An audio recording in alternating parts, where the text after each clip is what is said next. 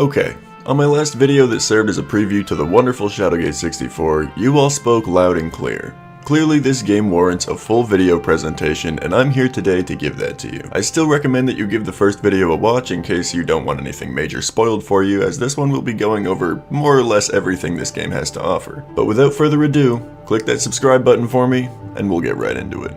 Our character's name is Del Cottonwood, and we're traveling the land in the name of trading across the nations. Unfortunately, the land surrounding the legendary castle Shadowgate is filled with thieves and barbarians, which normally drive travelers away from the roads here. Del and his team traverse the road anyway despite the warnings, and sure as can be, they get caught off guard by the ruffians. Not long after, we wake up in a prison cell. It's hard to know exactly what happened to our friends as of now, so with nothing more to do, we talk to our prison mate through the cell window. This is Agar. He explains to us where we are and that we're lucky to even be kept alive. Most don't get that chance. He also mentions that this castle used to be the land's center of magical practices, but is now nothing more than a home to the thieves that terrorize the area. There are magical items made by the sorcerer Lmir said to be hidden in this castle. To find them might require gaining access to the 4 towers of the castle itself. Actually, the reason Agar even finds himself in this prison is because he attempted once to make his way into these towers, but was not able. Since then, he was seen as a threat by the thieves and imprisoned. After talking for a little while, the prison keeper gives us some meat under the door. This is meant to sustain us until the torturing begins the next day. Not entirely sure why they need to torture a regular halfling shopkeep, but I'm sure they have their reasons, however unjust. We finish eating, and as we turn to the only thing that could come close to bedding in our cell, we realize that there's something underneath the damp hay. A trapdoor, in fact. Without being able to leverage it open ourselves, we try the only other thing at our disposal and pry it open with the bone from our meal previous. Who knew that our last meal would be the one thing helping us out of a certain death scenario? Through the trapdoor, we reach a sewer and cave system. Nothing too exciting happens in here, but we do find a ghost that seems to want to talk to us. It's impossible to know what it's trying to say though. There's a note next to the ghost skeleton speaking of having found quite a treasure down here underground, but something tells me the value of what they've found may have led to their early demise. Continuing forward, we make our way out of the cave and into the first of 4 towers in the castle Shadowgate. Rummaging through the tower as we seek for an exit, we find a spool of rope, a small fairy statue, an elf statue, and a room that's seemingly haunted. We hear a faint giggle when interacting with this rocking horse, and there's a little girl's shoe on one of the tables that we're unable to pick up due to some unseen force. Best to leave that alone for now, I suppose. Continuing out of the basement, we find the ground floor's door to the tower, but we're unable to open it. There is another door with a dragon insignia on it that seems to be held closed by more than just a lock, so the only way to go is up the stairs. Heading towards the stairs though, we're visited by another ghost, but this one we can understand. In fact, this one knows our name, Del Cottonwood, and tells us that we might just be the person he's been waiting for. He introduces himself as the sorcerer Lmir that we've heard about from Agar. He tells us of 2 paths, one wide and easy, but leading to death, and one long and narrow, but leading to life. Should we seek the narrow path, we are supposed to visit Lmir once again in the Tower of Lmir next to this one. He disappears, leaving the choice to us, but of course, we're about to begin our journey down the narrow path. Up the stairs in this tower, we find quite the library of books. Many of them talk about the histories of this land and this castle, such as Lord Jair's final battle against the Warlock Lord, or what has been said about dragons and how to ride them. There are mentions of a powerful gem known as the Dragon's Eye, or a seemingly useless magical artifact in the form of a flute. There is a book detailing many of the laws surrounding the 4 orders of magic: chaos, order, life, and death, noting that death magic is forbidden due to the fact that practice of it often leads to the tainting of one's soul.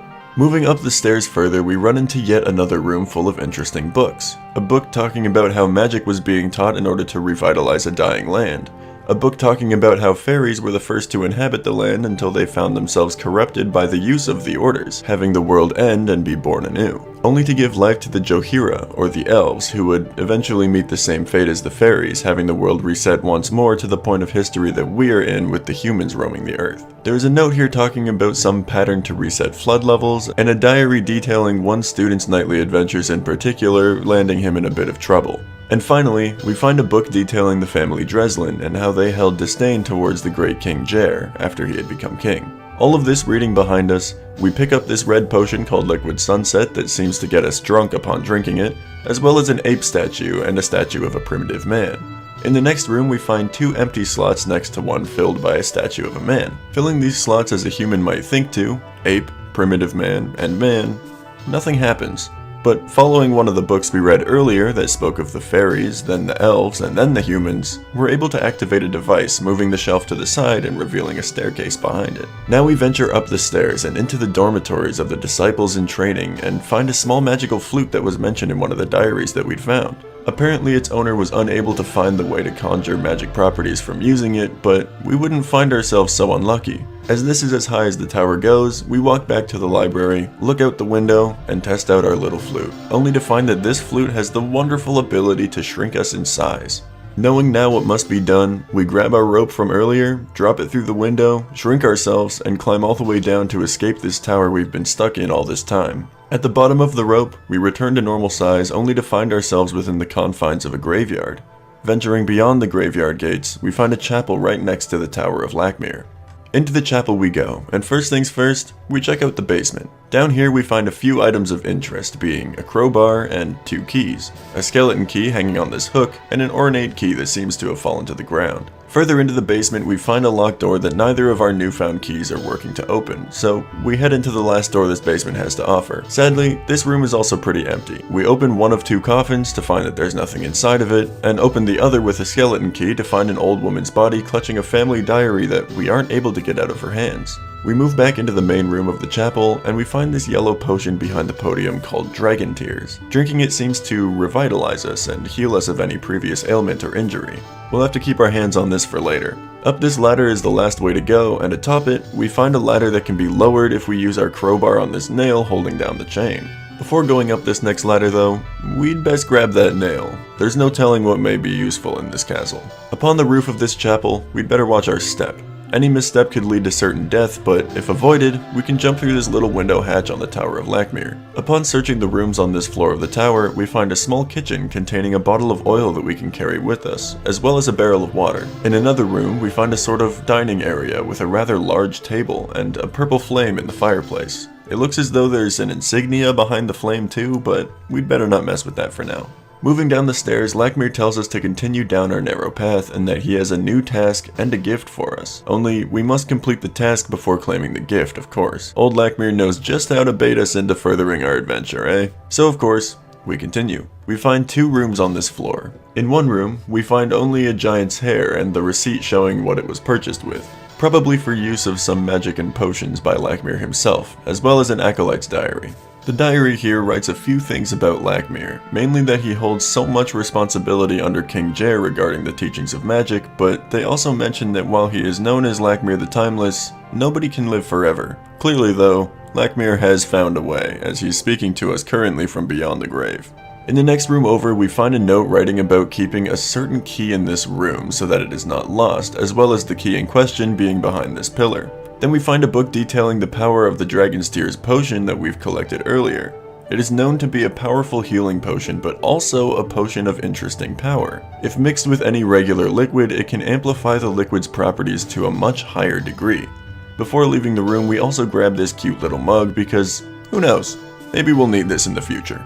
Heading down another flight of stairs, we find a closed door. The door is far too rusty to open in its current state, but with the oil that we found earlier, that's no big deal. Through a couple more doors yet, we find attached to a series of machines a device that looks suspiciously similar to the engraving we saw behind that purple flame earlier. Perhaps we should go check that out. Heading back up to the top floor of this tower, we grab some water in our new mug from the kitchen's water barrel and dump it onto the flame. But to no avail. The flame continues to burn despite our efforts, but what if we were to try something new? We pour a small drop of the Dragon Tears potion into the barrel of water, hoping to maybe amplify the wetness of the water, I suppose, and we give it another shot. And I'll be damned, that actually worked. Now having access to the insignia on the wall, we insert the small key that we found earlier and we hear the machine start to operate in the basement once more. I guess this was a key to the building's power or something like that. Heading back downstairs, we can now go through this metal door, which actually turns out to be an elevator taking us to our next test. Straight out of the elevator, Lmir tells us we'll be facing a sort of maze, and that by touching one of these knight statues, we will begin our trial. Sure enough, it's a trial and error sort of teleporting maze that we can best pretty easily. Moving forward, we find one of Lmir's offices where he writes about things like life and death coexisting in 2 parallel planes, and that with his Ring of the Dead he can briefly glimpse from one into the other. We also find a green potion in this room labeled Forest Nectar, and let's just say it's best we don't drink this one. Before leaving the office, we also notice a large machine on the wall. Curious as to what its purpose is, we leave to check the last door on this floor. In here we seem to find what was Lmir's bedroom chamber. There's a blue potion on the shelf labeled Night Elixir, and drinking from this one will simply reverse the controls used for looking around for a short time. Reading from this book on the table, we can see that Lmir was writing about his research all the way until the time of his death, and he mentions that he could tell nobody about the secrets he's been discovering all this time. He does mention one disciple specifically though by the name of Belzar, speaking to his skill and knowledge of great magics, but he also says that he's been slipping into experiments with the dark arts, and therefore is unfit to carry on Lmir's studies after death. Looking around this room, we find a door that can't open, and seemingly has no keyhole, as well as a mixing bowl next to Lmir's bed. We mix together both our red potion, Liquid Sunset, and our blue potion, Night Elixir, to create a purple mixture that fogs up the room. The fog seems to activate something in the ceiling, as now the stars begin to pulse red, with only one staying lit. One red star that seems to have a hole in it. Moving back to Lmir's office, we decide to toss our collected nail into the machine, and it handily fashions the metal into a small key, about the size of the hole in the ceiling star in Lmir's room. And sure enough, when put in place and turned to the side, the locked door opens up to us. In this final chamber of Lmir's that he's hidden away so well, we find 3 rings. A blue ring that you'd best not put on as it makes you feel itchy and has been known to drive people mad, a green ring that will straight up kill you, much like the green potion, and a red ring, the Ring of the Dead. Putting on the Ring of the Dead, we will talk to Lmir once again. He shows us that outside in the castle courtyard, Belzar has arrived and he seeks counsel with the Warlock Lord. He doesn't yet have the tools to summon him, but if he finds his way to doing so, it could be catastrophic for the world as we know it. Our quest is to find the Staff of Ages before Belzar, as well as the last living dragon, and put an end to all of this dark trifling in hopes to restore the land to what it once was. And the Ring of the Dead will be quite a handy tool in doing so. Next, Lmir tells us to find Dorne within the first tower and ask him for help. Before heading all the way out of the tower and the chapel beside it, we venture deep into the chapel basement once more and use our Ring of the Dead to speak to the lady in the coffin we found earlier. It turns out her name is Jezebel, and she's looking for her son Saul. He was a treasure hunter that ran off one day without notice, and it was said that he joins forces in darkness with Belzar shortly before she passed away. She hopes that you can find him and prove that that wasn't true. She gives you her family diary, which details the events leading up to her son leaving and her eventual death, as well as giving you the necklace that she was buried with. We continue on toward the door that we were unable to unlock earlier and unlock it using the rusty key we found within the Tower of Lmir. This door leads us back to the sewer and cave system beneath the first tower, and walking down this hall, another door we can unlock with the rusty key will take us straight into the first tower. It turns out that Dorne has passed away, which is why Lmir only told us to find him after we got our hands on the Ring of the Dead. Returning to the creepy room with the giggling rocking horse and the shoe on the table, we can find him and talk to him. He tells us that he too has lost a family member, one who he hopes he'll be able to see again. His granddaughter. The only thing that remains of hers is the shoe on the desk, which is why he kept you from taking it earlier in this story. We agree to help him find his granddaughter, and he opens the front door of the tower for us. On our way out, we grab the shoe, in hopes that it may help lead us to the granddaughter we hope to find. To find the granddaughter's other shoe, we enter an excavation site and search this pile of trash. If we head over to the castle reservoir, we can find the ghost of the girl next to her drowned skeleton and give her shoes back to her, which she's happy haven't been lost forever. With her shoe search complete, she returns to her grandfather. Once we speak with them having been reunited, Dorne will bestow upon us the Stone of Thirst. He tells us that this stone will be necessary if we're looking to lower water levels within the castle, but there is a verbal incantation that he doesn't know himself. He recommends that we find someone who does know the incantation in order to get any use out of this stone. With how little people there are to be found within Castle Shadowgate, we take to the dead with our recently acquired ring. Eventually we come across this lone gravestone hidden beside the chapel, the ghost of which only talks about how they've betrayed Lmir when they lived and that their soul has been permanently tainted by the dark arts as they took part in performing them. I don't know about you, but this doesn't sound like anything a little dragon tears couldn't fix. We pour some of the dragon tears onto the gravestone and the deceased sorcerer is delighted. We tell them of our quest and they are more than happy to aid us in our efforts to reach the next tower.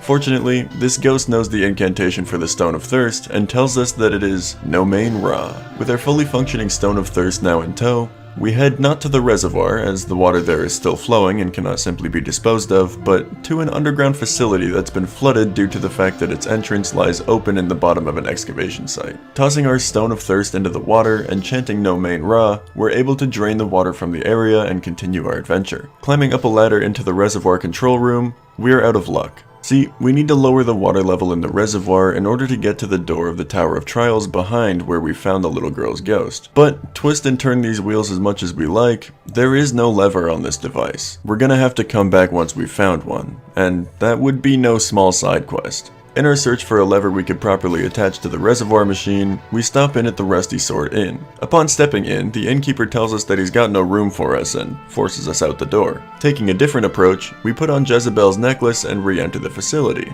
The innkeeper notices the bit of jewelry that we're now wearing and tells us that he knows Jezebel was buried with the necklace we've got on. To prove to him that we aren't grave robbers, we need to answer a few questions about Jezebel and Saul. Thankfully, all the information he's asking about can be found in the family diary Jezebel gave us earlier. Satisfying the gatekeeper's questions, he believes us to be better than grave robbers and tells us that we don't even have to pay to stay at the inn. That's quite the deal, but staying at the inn isn't exactly what we're here to do, especially with this lady in the corner that's eyeing us up and down from the other side of the room. We approach this woman and she tells us that she knew that we would make it here. She calls herself a seeress and tells us that she even had visions of us before we were captured and brought into the castle Shadowgate. In fact, she was the one that told the thieves that you were riding through the land, and she told them that you had specific knowledge that they would find valuable. Given the fact that they would have robbed and killed you in the first place, it's actually her fault that you still live. She told them that you had valuable knowledge so that they would keep you alive and therefore grant you access to the castle so that you could carry out the prophetic visions she had seen prior to your capture. I guess that explains the torture they spoke about in the dungeon earlier. Now, however, the seeress asks a favor in return.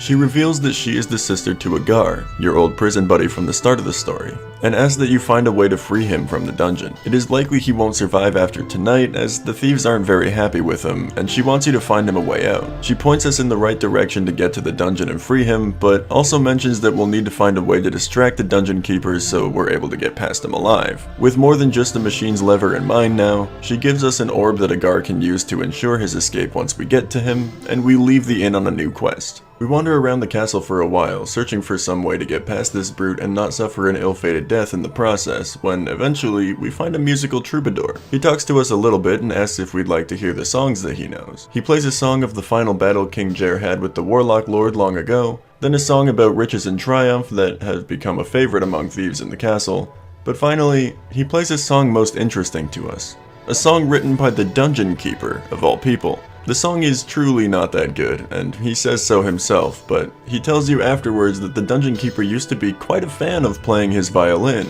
That is, until he was seen selling it with tears in his eyes. Without talking behind the Dungeon Keeper's back too much, the troubadour thanks you for lending an ear to appreciating his music and gives you a flower to show his appreciation. With a lead on distracting the Dungeon Keeper, we head into the shop of this little castle town, and the shopkeeper does indeed have the violin. He does tell us that he was instructed very seriously by the brute not to let anything happen to it, and with such a man giving those instructions, he is hesitant to give it away. But before we leave the shop, he does coyly mention that everything has its price. Having talked to many ghosts earlier in search of the chant needed to use the Stone of Thirst, we remember one such ghost talking about his many riches in life, and return to him now. He talks often about how popular he was in life and how nobody cares to come visit him anymore now that he's gone, but to offer him one final kindness, we put our flower in front of his grave. This brings him joy beyond compare, and he tells us to find his servant Dirceus deep underground where they built the water channel. He holds the treasure he so fondly remembers, and maybe, just maybe if we can get our hands on it, the shopkeeper would find an acceptable price point for the violin.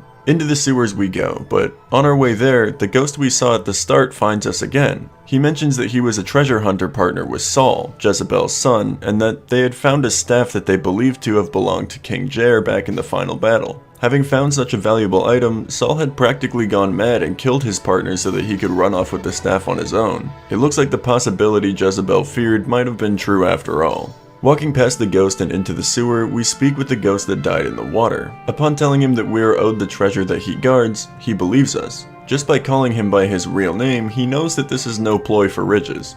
He tells us that he's been guarding this gold for about 153 years, and we finally set him free of the duties binding him. Returning with excessive amounts of gold to the shopkeeper in the castle town, we offer once again to buy his violin, to which he agrees reluctantly. In order to gamify the limitations of the violin set upon him by the dungeon keeper, he offers us to take one of 3 violins.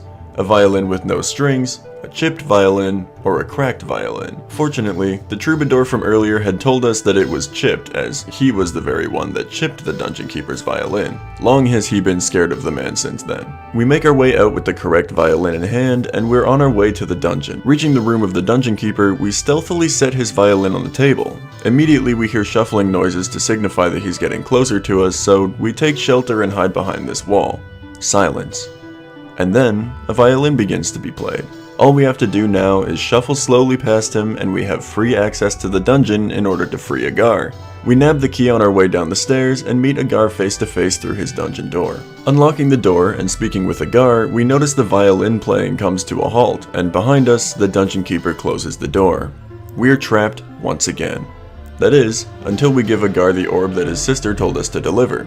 With a quick magic spell, Agar swaps our place with the dungeon keeper, and we're able to lock him up in his own dungeon. Call it a cruel twist of fate, but given his position in the matter, I kinda think he deserves it. Agar tells us to meet him in the Rusty Sword Inn once again, where his sister is waiting for us, and so we set out to speak with the 2 of them reunited. When we get to the inn, the 2 of them tell you that they plan to leave this place and offer you to join them as well. Knowing what you do about the events that are yet to come, you decline the offer, as you still have a part to play in this whole ordeal before the world as we know it comes to an end. Agar accepts your declining of his offer and tells you that he's unlocked his home within the castle so that you may have a safe place to take refuge in the case that you need it, and then they leave the castle for good. Stopping by Agar's home, we find that before his capture he was instructed to find the last dragon by sorcerer Lmir, but was never able to do so. He believes Lmir always knew the location of the dragon anyways, and I believe this to be a sign that Lmir has been searching for the right person to carry out this quest for quite some time before he found us within the castle walls. From within Agar's house, you're able to find a dragon's fang, probably used in Agar's research, as well as some flint, which could possibly come in handy down the line. Alongside these items, you also find a bedpost that seems sturdy enough to be used as a lever back in the water control facility. Finally, we can continue our quest towards the Tower of Trials and lower the water level in the reservoir as we were meant to do long ago. Coming back to the facility, we attach the lever to the machine, and with the help of this note that we found near the start of our adventure in the library, we're able to crack the sequence necessary to lower the water with these wheels. Lmir shows himself to us after we pull the lever and tells us that our next task will be quite the test. For within the walls of the Tower of Trials, there is most certainly potential for death. When we get to the door in the reservoir and walk into the lobby of the Tower of Trials, Lmir warns us once again of the dangers within this tower. One does not simply conquer these trials, but endures them to the very end. And if we're able to do that, we'll find what is necessary towards completing our journey. He does warn us though that there's been some mischief performed within this tower, and that some of the trials have been tampered with in order to trick us into choosing the wrong path. With that warning, it is up to us to get to the top of this tower and claim the reward lying at the end of it. So, we do what we must. The first room is lined with paintings of knights and kings alike, and we're instructed to follow the true king. If we find King Jair within this room, and open the door behind the painting, we're led to an empty room. But if we find Lord Dreslin of the family that despised King Jair, we're able to continue. This is the first of many ways that we are to be deceived throughout this Tower of Trials. Our next test is to complete the Dreslin family crest, which we fortunately have in a book that we took earlier on. Beyond the crest door, we have a series of walls to make our way through. These walls will be asking us questions about the castle and the kingdom that it used to be. All is normal in this room until the very last question, asking us who the rightful king of Kal Torlin is. We must answer Nathor Dreslin this time around, as incorrect as our answer truly is. The trickery here knows no bounds. In the next room, our controls are reversed as we're meant to weave in between and around all of these spinning blades to progress. Thinking quickly and drinking our night elixir to reverse our controls back to normal actually doesn't help here. As disoriented as disorienting can be, we make our way into the next trial. A maze of ridiculous proportion and trickery. There are plenty of switches needing to be flipped in order to make it through here, and all must be completed within the time of this little candle burning out. With the candle still lit at the end, we set it atop the stand and make our way into our final test. In this last room, we're greeted by a plaque telling us sometimes the path will be behind you, but still plainly in front of you. Looking further into the room, we find 3 mirrors on the wall. Peering into them, you'll find different reflections of yourself that, no pun intended, all reflect differently on the circumstances you found yourself in. We're meant to find false images of our inner thoughts and turn them away to find the answer to this riddle of a room. And once we do, we'll be given what we came here to find. Teleported to a room of mirrors that cast no reflection, we're shown our reward, the Ring of the Kingdom. This is the very ring King Jair used to wear, though its magical properties are difficult to discern. Putting on the ring, we're teleported back to the lobby of the tower where Lmir instructs us further. With this ring in our possession, Lmir tells us that we're now able to do what we could not do before. We're meant to awaken our brethren, the one that holds mastery of the air atop the final tower. The tower which can only be opened to us should we use a familiar voice. A musical voice that will aid us in carrying on our journey. Returning to the first tower, we find ourselves once again face to face with the door donning a dragon sigil, and with our new ring, and the authority it provides us, we open it without issue. Inside this room is a dragon flute. Surely this is the musical voice that Lmir was telling us about. Journeying onward, in front of the final tower, there are 2 monuments. One telling us that a dragon will only obey its own call, and the other saying that only with wings, roars, and fangs shall a dragon fly. The last living dragon is nearby. We play the flute at the door of the final tower, and we're granted access. Noting the mysterious structure of this tower, we adventure forth to see what it holds. In a small room, there is a book written by Agar telling of his closest findings in research to the last dragon. He was never able to discover it himself, but he's sure that one day it will return atop this tower when the time is right. Down the ladder in this room we find only a small gem, a gem resembling a dragon's eye. Continuing up to the roof of this tower, we finally see it. The last dragon made of stone with the legendary Staff of Ages upon its head. With our Ring of the Kingdom on our finger, we're able to pick up the Staff of Ages, and in doing so, the golden dragon once again returns to life. The dragon finds us worthy of its service, and flies us into the castle yard where the forces of evil are in full swing. Guards are around searching for us to stop our meddling, and all we have to do is find a distraction large enough to make our way into the secret chamber. Walking into a nearby stable, we light a fire in the hay that quickly burns out of control. With the guards investigating the fire, we sneak past to the door of the chamber where one more person waits. He tells us that he wants nothing to do with us, but when shown Jezebel's necklace, he reveals that he is Saul, her son, and that everything he did was in order to help his family and make his mother proud. Reflecting on her death, he now knows that he's gotten himself mixed in with the forces of evil, and says that he'll be happy to help us on our quest by diverting guards from the chamber. We walk into the dark chamber, and ahead of us stands a staff without a gem. Placing the dragon's eye gem upon the staff, we hide in waiting as Belzar comes in and begins to chant, summoning the powers of evil in order to awaken the Warlock Lord once again. In doing so, he is willingly consumed by the flames of his spell, and the Warlock Lord is released. Amidst the carnage and aftermath of this catastrophe, Lmir talks to us once more. He tells us we've made a fine hero, and that with Belzar defeated, we're nearly at the end of our journey. With the Warlock Lord released within the castle, he goes on about how if King Jair were here, he could take care of things the way that he once did. But we may need to find a way to finish this ourselves, as that is not the case. Wandering outside through a new hole blessed in the wall, we can see the Warlock Lord is in his full stature, standing above the castle Shadowgate. He is tall and menacing, and most certainly evil. From here, we're standing next to a statue of King Jair, a statue with the inscription, "In the hour of darkest night, I shall be there to serve and save the kingdom." Knowing that King Jair was no ordinary man, we pull what might very well be the only thing that we could do in this situation. We put the Staff of Ages into the hand of the statue as well as the Ring of the Kingdom on his finger, and it begins. King Jair's statue awakens to the power of the Staff of Ages and in one final motion, throws it with all of his might remaining straight into the face of the Warlock Lord, defeating him once and for all rather than sealing him again as he used to be. With the evil ridden from the world, the castle begins to shake and rumble. Trembling as we are, we play the dragon flute one more time, summoning the gold dragon to take us away from what is sure to become ruins of the great castle Shadowgate. And taking off on the neck of this dragon, we can only wonder where our adventures might lead us next. And that's pretty much it. Through many trials and tribulations, we proved to the good sorcerer Lmir that we were the hero that he was waiting for, and just within the time that we had left, we were able to conquer the evil held within the castle once and for all. There are many books full of small details I wasn't able to cover in this video, as the lore behind the history is quite extensive, but I really did do all I could to make a concise retelling of the events of this game. If you liked the video, feel free to like the video, and subscribe to the channel if you'd like to see more video essays like this one. Oftentimes on this channel I do make shorter content than this, but I've been known to dabble in longer storytelling videos as well, as they are quite fun to put together. Let me know your thoughts on this game in the comments below, as I'd love to see what you all have to say. For now though, I've got some other videos in the works. As always, my name is Myloe, and I'm out.